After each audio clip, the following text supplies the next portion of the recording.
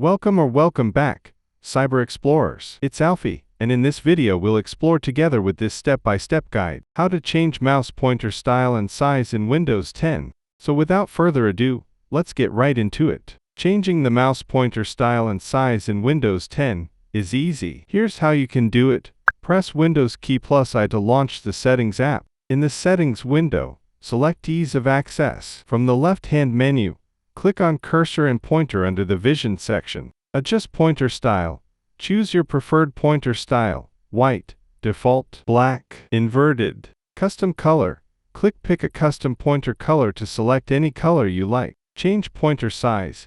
Use the slider under Change Pointer Size to make the pointer larger or smaller. All changes will be applied immediately, and you can see them in real time. This is great for improving visibility or adding a personal touch to your Windows 10 experience. And that's it for today. If you found this video helpful, please give it a thumbs up, consider subscribing, and don't forget to activate the notification bell so you won't miss out on any new uploads. Thank you for watching. Until next time, see you later.